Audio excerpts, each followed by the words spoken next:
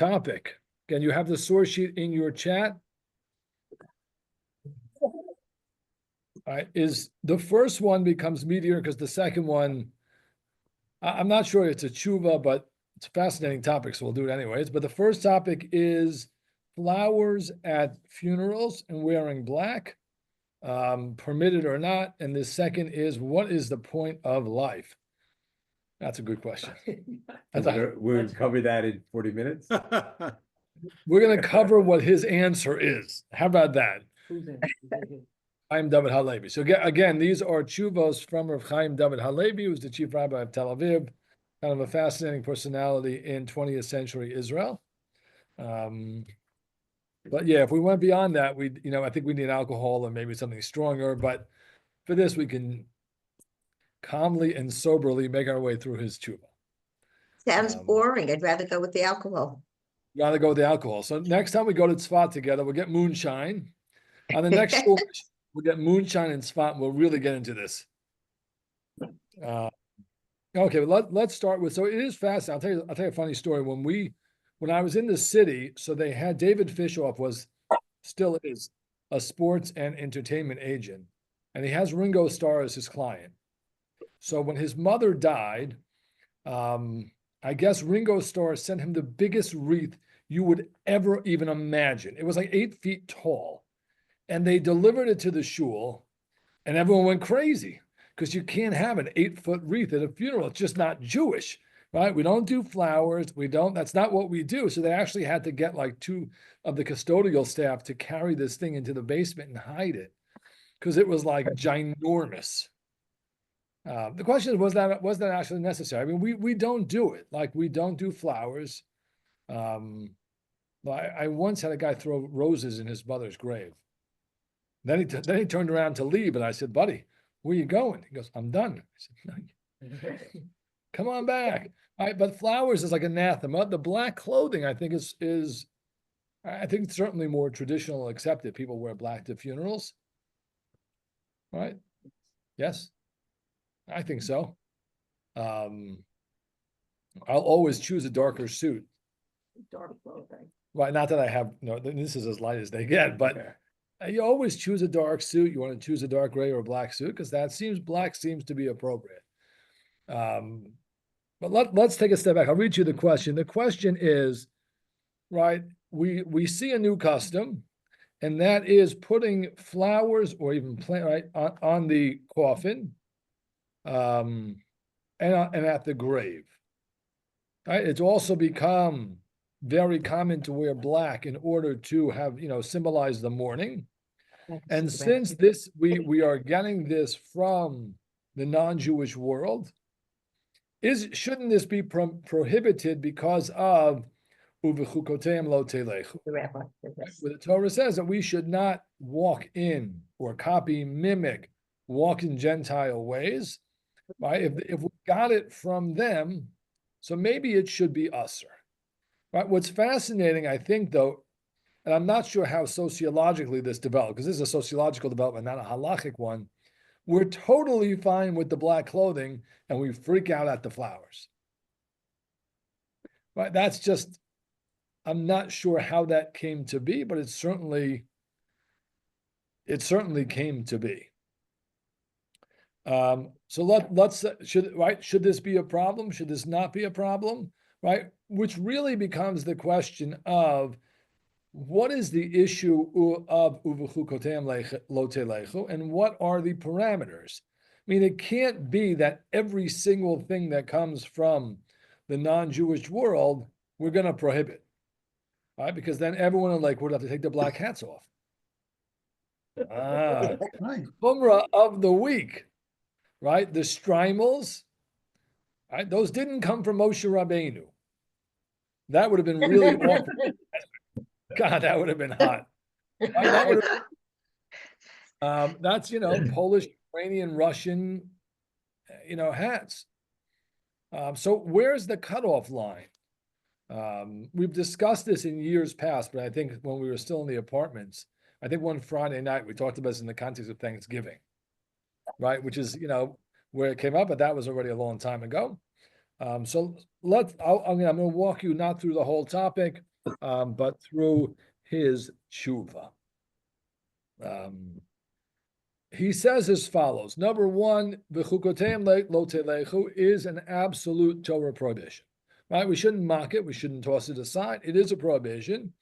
But he says, right, if it was ours first, then we're not taking it from them. So even if it develops as a non-Jewish custom, if it was indeed ours, so I don't have to worry, right? That I'm not taking from a Gentile source. I'm going back to my roots, right? So that's one of his parameters, right? There is one exception to that rule. Does anyone know what that is? One exception to the rule of even though it was ours first, we don't do it anymore. I'll give you a hint. Shaking the lulav. That I wasn't thinking of that, but that's really good, Alan. See, Alan has a superior memory to me, certainly, right? Alan is actually referencing that in the Middle Ages, they stopped shaking the lulav in the manner which it was originally done, which was because that didn't look good. And the reason we do 1, 2, 3, 4, 5, 6 is because we don't want to be crossing ourselves with the lulav. But when the third Beis Hamikdash is rebuilt, we are going to go back to crossing ourselves with the lulav. So yes, okay. There are 2 examples then. That's very good, Alan. It's good that somebody remembers something. The other, I'll give you a hint, is in the context of Shavuos, right? What do we put in the shuls? What do we decorate the shuls with? Flowers. Flowers. Flowers. If it's really Bikurim, why don't we use trees? So the truth is, we used to, for many years, they would bring trees. And then Christmas trees became popular and we couldn't put a tree in our shul. So there's always an exception to the rule, right? If you look in the 19th, 20th century sources, I don't think Christmas trees are that much older, although I didn't do the research on Christmas trees. Right? Once Christmas trees became a symbol of the holiday, we were out, right? But in general, the rule is that if it was ours first, and he proves it from a fascinating Gemara source sheets. It's the first source. It is, you have the English and the Hebrew. It's a Mishnah in Sanhedrin, 52b, Nun Beis Amud Beis. It's a very descriptive Mishnah about how we behead people. Right? There's four methods of capital punishment. Right? There's strangulation, fire, which is molten lead, and there is beheading. What is the manner in which you behead somebody? Right? Is it, with the sword just off with the head? So this is an argument in the Mishnah. The Mishnah says as follows, right? We actually did this recently in Daf Yomi, right? Yep. Now it comes to pass in the Tuesday night shir as well. Mitzvahs haneheragin, hayumatisin es rosha b'sayif. They would literally take off your head with a sword, right? They would behead you, literally. Sorry. Hold on, I mute everybody. All right. Hold on 1 second. Just gonna figure this out for us. There you go. All right. So we're gonna mute everybody, but if you want, please, you can absolutely unmute yourselves and ask questions. So please do that. Yes. So they would literally Kederach Shamalchus Osa, just like the king does, right? You put the head out, take the sword, and the head goes rolling down, and Korah falls into the pit, and right, that's how it does. Rabbi Yehuda says nivel hulo, right? Rabbi Yehuda said, well, that's pretty, right? That's pretty disgusting. That's almost, right? Not very like a manuvel, right? From the word nibble is manuvel is from the word nivel. It's not nice to do that to somebody. Elamanichen et rosho al hasidan. You put their head like on a place. Bekotetz bekopitz, and you take like a this axe hammer and you smash down on the guy's head. I think Well, I'm not sure which one's worse. Yeah. Right, we're going to get there in the Gemara. Right, Jeff is right. Which one of those is worse? Good question. We'll get there in a minute. So Amru lo. So then, so we can get to in the Mishnah. The rabbi said back to Rabbi Yehuda, "Ein mita minuvelas mizo." There's nothing worse than that, right? Better a clean, swift, off with your head of the sword than literally like, putting your head on a block and smashing down with some kind of axe hammer. So the Gemara now, okay, that's the setup for the Gemara, right? The Gemara is after where everything is capitalized. That's how they do the Mishnah in the English. And then you get to the Gemara, Tanya, Amalan Rabbi Yehuda Chacham, the Rabbi Yehuda says to the Chachamim, right? Af ani yodea shemitu minu velasi. Right? Rabbi Yehuda says, I agree with you, you're right. It's a terrible way to kill somebody. Put their head on the chopping block and smash down, and it's very bad. Aval ma e'eseh? What am I supposed to do? Shari amra Torah uvuchukoseim lo selechu. Right? The Torah says I can't follow Gentile ways, and if that's how kings behead you, I have to behead you in some different way, even if it is somewhat distasteful and off-putting and nasty. What about, how do the Chachamim retort to that? The Rabbanan, Kevan dichsiv sayef be'oraisa, since we have, right, the idea of a sword killing people in the Chumash, right, in the Oraita, might be the Oraisa, lo minayu kam gamrinan. We're not learning it from them. It's ours. Right? In the Torah, in different places, we'll talk about, being killed. So that's, right? We're not getting it from them. We're getting it from us. So I can take your head off with the quick slice of a sword. I don't have to put you down on a block and decapitate you messily. Okay. Right? And then the Gemara says, because if you don't say this, Haditanya sarfin al hamalachim velomidarche ha'amori, right, that we burn some of the stuff that belongs to the king, right, they would light fires and whatnot. Hechi sarfinan, how could you do that? That's also not a Jewish tradition, right? Ela kevan dechsiv sreifa be'oraisa, since you have this idea of burning things in the Torah, dechsiv, right, v'masreifot avotecha, which now we have to expand oraita to Tanakh, not just the Chumash. Lo minayu kangamrina, we're not learning it from them, it's ours. V'hachanami, here too, kevan dechsiv sayef be'oraisa, since it talks about the sword in the biblical text, lav minayu kangamrina, I'm missing a nun sofit there, I apologize. It's ours, right? So as long as it is ours, I don't have to worry about it being a Gentile custom. But now we have to figure out, is flowers on a grave actually a Jewish custom? So that I didn't source, but in the Tshuva, he points to Divrei Hayamim, where Asa, the king of Yehuda, did get flowers on his grave, right? So that's already Divrei Hayamim, again, Book of Chronicles. So now we have a king of Yehuda from way, way back, then they put flowers on his grave, right? The Gemara actually also has stories of Amoraim with flowers on the grave. So it's ours. We don't have to worry about the fact that it's a Gentile custom. It's also a Jewish custom, as long as it's also a Jewish custom or was predated as a Jewish custom. So then we're okay. He doesn't think flowers is a big deal, which is interesting because we do. Like, we don't do Not it. in the shape of a wreath. No, a wreath is weird also. Yes. Yes. And this was a ginormous wreath on a stand. It was like, I still remember, this is at least, it's probably, it's got to be 25 years ago or something. It's a long time ago, but that thing was very big. On a stand, it was impressive. But I mean, when's the last time you saw flowers on the grave? I just don't see it.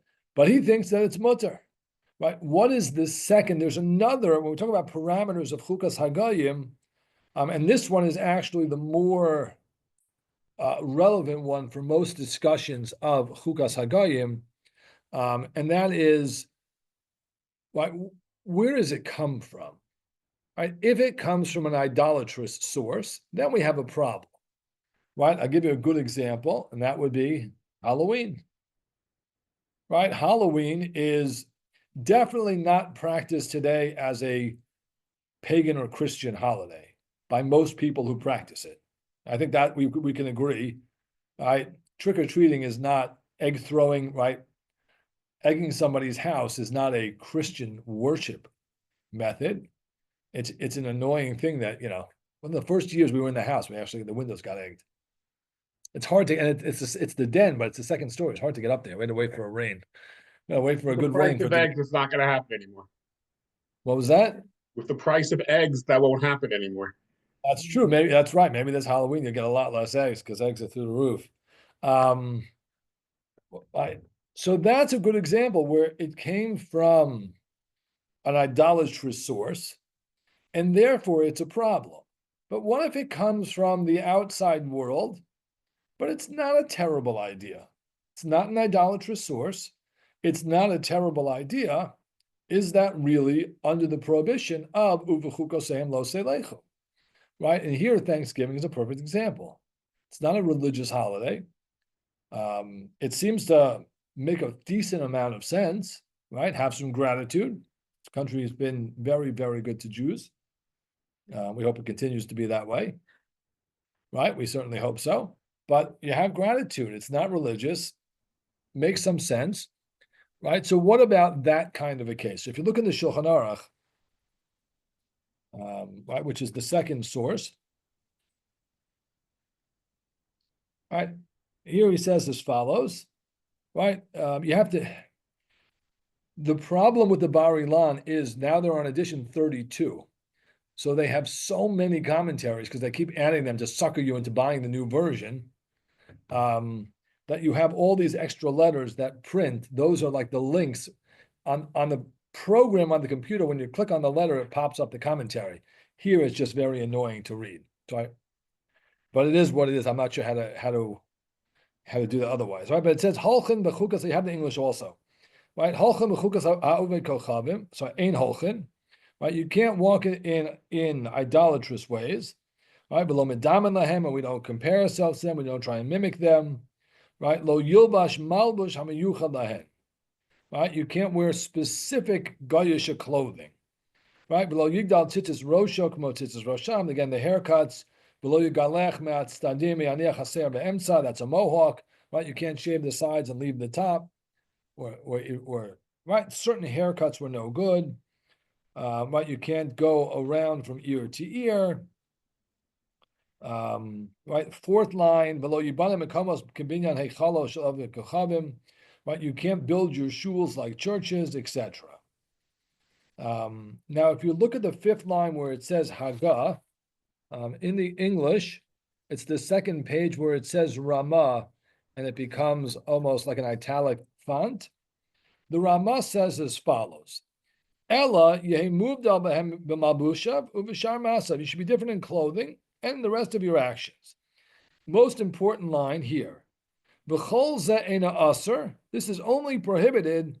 Ella b'davar shenagu bo ha'ovdei kochavim l'shum pritzus. Right? It's only something that is done by the non-Jews for some kind of lewd purpose. Right? His example is fascinating. And these obviously socially change. Kigon shenagu lilbosh malbushim adumim. Red clothing was apparently lewd and sensual back in the day. Humalbush sar mechadom etc. That is a preteristic of a right, or so not right. That's no good. Obedavar shenagu leminagu lechok ve'ein tam bedavar. Right, when they establish it as a custom, they practice it, and there's no reason at all. Then we have to suspect that maybe it came from some other source, because why would you do something that's stupid? Right? Why would you do something that makes no sense? So you have to worry that maybe it came from an Emorite source. All right, but then the examples he gives is, right, you're a doctor in the hospital, you wear a white coat, you wear scrubs, whatever the doctor's uniform is. All right, why does a doctor wear such a uniform? Because that's what they tell you to do. All right. It doesn't matter that particular uniform might be chosen at random. It's not silly or foolish, right? This way, when you walk into the room, everybody knows that's the doctor. They feel good, they feel at ease, they feel better, right? I don't think you want your doctor walking in a t-shirt and going, okay, let's operate, right? You want him in scrubs because you feel better. That's the doctor. There's a rhyme and a reason, and therefore it is mutter. Right. So again, number one is if it's ours first, it's okay, and we've proven it is.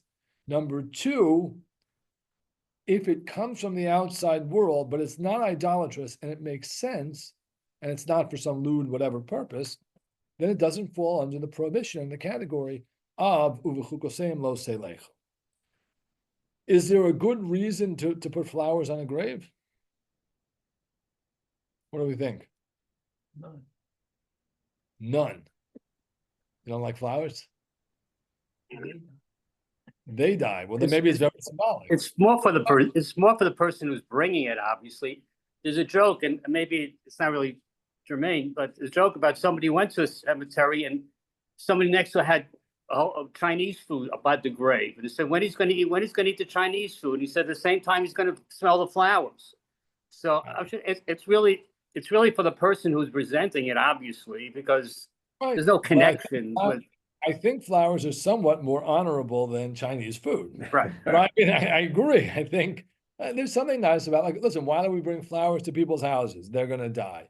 They're nice. They're respectful. Again, I'm not sure it adds all that much, and maybe Mark is right, but it's not like illogical, right? Again, I don't know if it adds all that much, but there, you could find a reason for it, and therefore on both counts, right? Chaim David HaLevi thinks that these are not problems; these are not issues. He doesn't think that wearing black clothing, right? Black is death. It's somber. It lends to the mood. He doesn't think that either of those are an issue. Which again, fascinatingly for us, we've chosen one and not the other. But I think again, the discussion of Chukas Hagayim, right, and what the parameters are very important. I'll throw in one last note by Thanksgiving, just because I think it's fascinating, right? The question by Thanksgiving is not, did it come from an idolatrous source? Does it make any sense at all? Right? That's one question. I think everyone has to agree that it makes sense, in which case the opposition from certain parts of the Jewish world is not a halachic opposition. It is more a social opposition where I draw a circle and you're in or you're out. But what I think is really interesting is if you look in the Ramah, you can take things from the outside world. You just have to have like a barrier to see what you're bringing in and what you're keeping out. If you just draw a line in the sand, then whatever is from out of that world is out and cannot come in, Thanksgiving can't come in. But I don't believe, if we're being truthful and honest with the sources, that this is a argument. A read of this Ramah, right? It's hard to believe that people living off, certainly people living off of a welfare system that enables them to live, should not have gratitude towards the government, right? And those who are making real money in America should be thankful that they live in a free society where they can make money. But again, this is not, obviously, I mean, I know where I sit and I celebrate Thanksgiving. I'm not saying this in a pejorative way. I just think we should be honest about what's a halachic argument and what's a social argument. And I think Thanksgiving is more social than it is halachic, at least based on these sources. Okay. Any questions on Chukas Hagayim before we try and tackle the meaning of life? I know of a situation where a Rav would not go to a wedding held in a shul because Goyim get married in the church, and he would not attend a wedding in a shul. So that's a fascinating discussion, right? And in the Syrian community, they love getting married in shul, right? I mean, it's a thing in the community. Many people, not everybody, but a lot of people like to get married in shuls. Do you know why that? You know why the difference is? Because there weren't any Reformed Jews in Syria, in Syria, right? Meaning that comes from Europe, where all of a sudden everybody wanted to be like the non-Jews. So if you look at like the Chasam Sofer, who was like the primary anti-reform, cheerleader, he says you can't get married in a shul. Right? Because the Reformed Jews in Germany in the 19th century wanted to be like the non-Jews, right? And it was a real issue. I mean that was a real issue, right? The ramifications still being felt today. But in Germany in the 19th century, in those countries, right, where there was really an issue, so all of a sudden you can't do it. But wasn't an issue in Syria, right? The other is a question of what you use the shul for, but that you can sort of move past, because a wedding, after all, is a mitzvah, right? But it is fascinating to me that, I think a lot of people get married in shuls these days because it's not, right? The difference between the Orthodox world and the Reform world is so wide at this point that we're less worried, right? It's worse for the Reformed Jews, and it's sadder because, you know, the assimilation rate is crazy and the etc. But the fear of, you know, one jumping from one movement to another is certainly not what it was in the 1950s, and certainly not in the 1880s in Germany.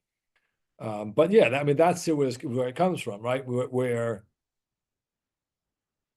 I don't know too many rabbis like that, but I'm sure that they do exist.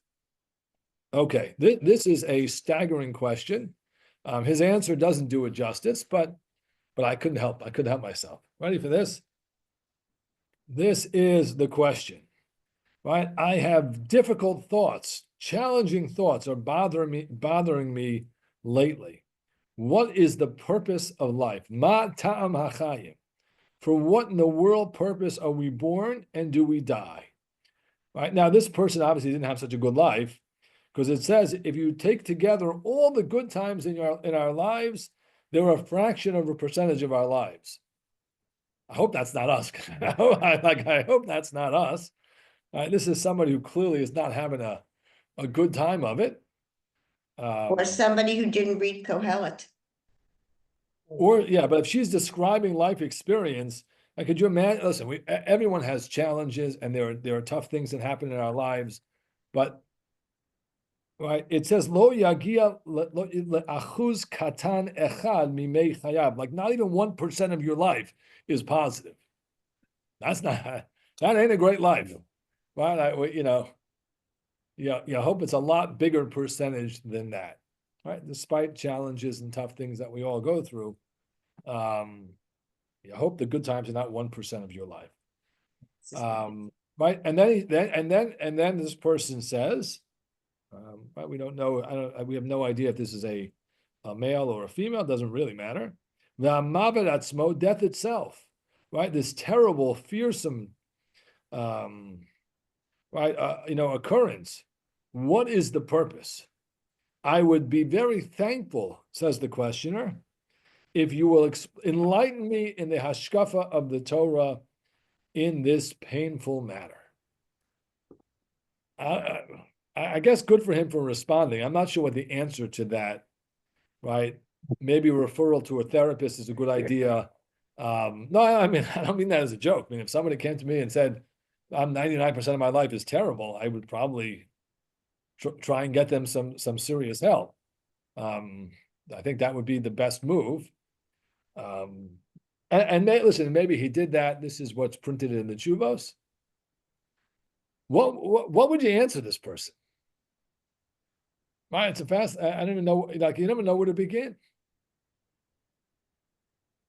Nobody wants to take a stab at that. I get that. Am I still muted? Oh. No, So I hear you.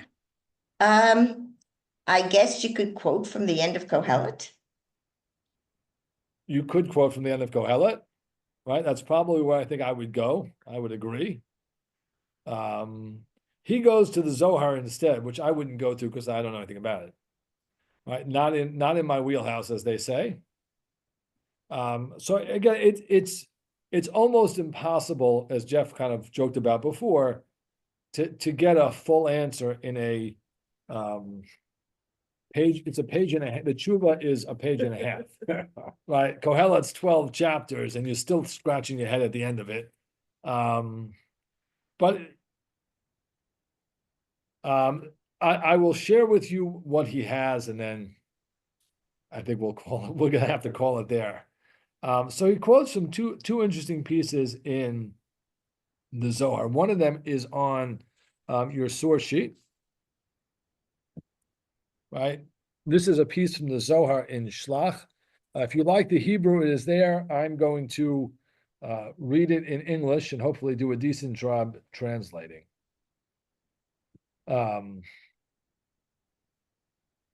Right, Rabbi Yehuda asked Rabbi Abba, right, since HaKadosh Baruch Hu knew that we were eventually going to sin, and then there would be a decree of death, why in the world did God create man? Right, that's essentially the question. What was the point? God knew we were going to sin. He knew it was going to be over. Death was going to come.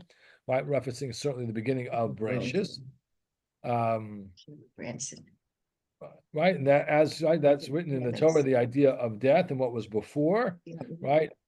Right, and the end of the second line, right? Why does man come to this world, even if he's going to deal with Torah day and night? At the end of the day, he's going to die. And if you don't learn Torah, you're also going to die. So that was the question. What are we doing here? At the end of the day, we're all going to die. And God knows we're going to die. Why put us on this earth? So the answer, right? This is now the fourth line, right? Which is essentially Kohelet's answer, just here in the, right? Darche habore, the ways of the Creator and His decrees. What's the point of bothering to try and understand them? Right? Because you can't. Right? And that means that's essentially where we're going to always end up. But then he says there are three worlds that were created. Right? Three worlds in the Mitzius, in the existence of man. The first is this world, right? We call it the world of separation, in which there is death. Right? That's the world we live in on earth. The second is lower Gan Eden. And the third is the bond of life, which is upper Gan Eden. I didn't know there was a lower and upper Gan Eden until I read this 2 weeks ago. I don't know what's in upper, I don't know what's in the lower, but he says there are three levels. But here's the I think what's the important line for him: if man did not sin, he would never have tasted the experience of death in this world. He just would have gone straight into the other worlds. But it was because of our sins that we experienced death. Right? Meaning, I think his point is, and again, this is all well above, having me analyze pieces in the Zohar is, I'm not sure, the best idea. You're going to get a rationalist take on a Kabbalistic work. But for what it's worth, right, it seems like he's saying, and the reason he's quoting it is, right, the initial plan was not to have the experience, the jarring experience of death. Rather, it was you went from one world to the next seamlessly, and you learned in this world, you got to the lower Gan Eden, then you got to upper Gan Eden with a bond of life, and everything was good, and the trajectory was nice. And that was the initial plan, but we messed it up. Right? That's point number one that he makes. Point number two, right? That was the Zohar in Shlach. Point number two is certainly a correct point. I don't think we need the Zohar for this. But he says it's there's at the end of the second page, there's a large paragraph in Hebrew, then there's 2 lines, 1 line, and then 4 lines. Look at the two line paragraph. Right, he says that the understanding of death for the Chachmei HaEmes, right, the wise men of truth, those are the Kabbalists, is that death is essentially the same as the Chiddush of creation. What does that mean? It means the same way creation goes into this world, death is creation into the next world. Right? We shouldn't see death as a finality. We should see death as a transfer point to the next world. And therefore, he says, the Torah, next line, the Torah prohibits excessive crying over the dead. Right? The Gemara talks about somebody being misabal yosem midai, somebody crying too much for the dead. Right? You can be sad that somebody's gone, but fully believing that they're gone and the flame is gone forever and there's no afterworld and there's never anything else, if that's what is the cause of your excessive grieving, then that's mistaken. Right? And therefore, in the last lines, he says, right, from here we see that the primary crying and pain is on the remaining people in this world, the living, who lost their loved one, but not for the dead who has gone to the next world, right? And then he ends a little bit, Judy, like Koheles, right? The ha'ikar, primarily, the person living should take to their hearts, right, that life is good and you should learn Torah and do mitzvos, right? Sanctify your life and know that eventually, right, there is another world that is good. Did he answer the question? Not really. Is there an answer to that question? I don't know. There's a good one. Right? I mean, that question of why did God create people is an unanswerable question. right? God is bountiful. He has to express his chesed. I can spew answers for you. I'm just not sure they're any good. So I'll be honest, I'm not sure I would have answered the question in the way that he did, because I don't think somebody who's having difficulty is going to swallow any of that. But that is the answer as he has it. Okay, happy to take any questions on either tshuva. So essentially, the flowers really are okay. It's just that we don't do it, so it seems crazy to us. But if someone actually came with flowers, it wouldn't be It so would be terrible. it seems 100% mutter. And certainly one should not embarrass them or ask them to take them away. Unless it's an 8-foot wreath. Well, unless it's an 8-foot wreath, but the wreath is goyish. Yeah, Right, literally a wreath is goyish. That is goyish. yes. If it was a bouquet of flowers, it might have been different. But that was an in-your-face, oversized, you can't miss it wreath. Right, shaming somebody or making them feel stupid that they brought flowers and it's not a Jewish custom would be an Isser D'Oraisa. Right, whereas the custom is we don't bring flowers. But it's not really a minhag of any, with any real backbone or standing. It's just how we do. But if a community decided that they wanted to do it, listen, in our cemetery we have seashells, we have red lipstick containers. I'm not sure if flowers are any worse. Yes, what's her name? Oh God, Dolores Rosen. Right? Remember Lionel Dolores Rosen? Yeah. I could see the red lipstick easily. All the girls bring red lipstick, what do you call them? Vials, containers, whatever, they're tubes. They for years laid them at the base of the grave. It makes sense if you knew Dolores. 1000%, which is why we left them there. It was kind of an honor to her. They made them feel good. I think rocks are there because Polish people were poor. They couldn't afford the lipstick. We were poor Polacks. So what did they do? They put rocks. They didn't have flour. Again, who knows? Maybe there's a Kabbalistic custom. There's some weird Kabbalistic things about having the rock sitting there to accept the soul that comes down to be there when you visit. But I don't know what any of that means. Again, I can quote you all this stuff, but I have no idea what that means. If that's what the rocks are for, then I guess you should stick with rocks. Maybe souls can't perch on red lipstick containers, but I don't know. Right? So is flowers better or worse? Not at all. It seems to have developed. It's something we don't do. But we all wear black. Yeah. Years ago, we took the kids and we went to Boston and we did the Freedom Trail. And one of them is the Old North Church where Paul Revere is buried. And we saw people were putting rocks on his grave. We know Paul Revere wasn't Jewish. So we asked the guard. And he said it started after everybody saw Schindler's List. And at the end, you see the Jews, right? And everybody seemed to think it was a nice thing. And so people started putting rocks on Paul Revere's grave. See, and now that's reverse Uwe Hugo saying, Right. stealing it from us. I like it. That's So we're fascinating. still allowed to do it. Still allowed to do it. Yeah. Maybe it is the receptacle for the soul. I don't know.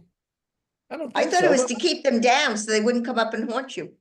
No, it brings them down. But if that's true, then you Oh, really so that's so they know we were gotta here. They were, remove the rocks. Otherwise, the poor soul is stuck there forever. That's oh, not that's fair. true. I don't know. That's well beyond my pay grade. All right. I wish everyone a good night. I'll have Okay, a good few night. weeks off- We'll have a few weeks off because my son is getting married. So yes, thank you. So we will next Tuesday. I will be on a plane, Mirza Hashem, going to Israel. When we get back, there are some doozies coming up. So look forward to learning with everyone when I get back. Okay, Rabbi Mazel Tov. Mazel, safe travels. Mazel tov. Thank you. Safe Appreciate it. travels.